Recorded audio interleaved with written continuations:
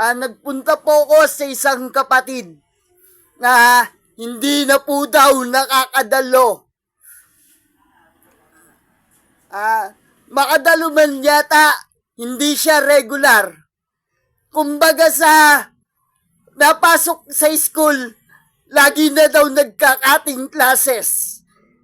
Sana itong pagpunta ko sa kanya at pagbidyong to, matugunan nyo kung ano man ang dahilan niya. Kung ano po ang dahilan niya, eto po, sana po, paiano sa lokal para sa pagdalo niya at di mapahamak. Kasi, pag talaga ito napahamak, hindi ko mapapatawad ang kapatid. Mas ligtas siya sa inyo. Dalawin nyo na, kuya. Ito po yung sinasabi ko po sa inyong dalawin mo na, kuya. Ayan po. Kaya po, talaga po yung tula ko sa iyo, kuya. Dito po ako nakapokus sa tulang to.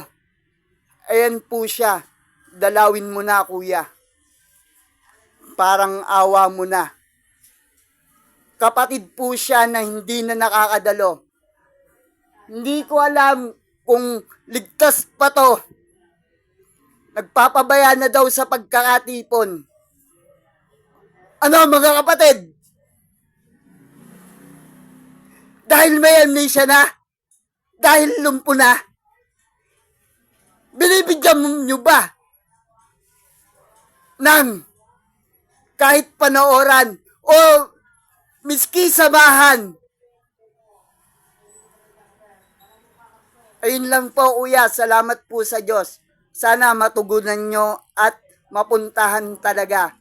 Once na mapahamak ang kaluluwa nito, dahil napapabayaan niya na ang pagdalo, kayo ang mananagot, lahat ng kapatid!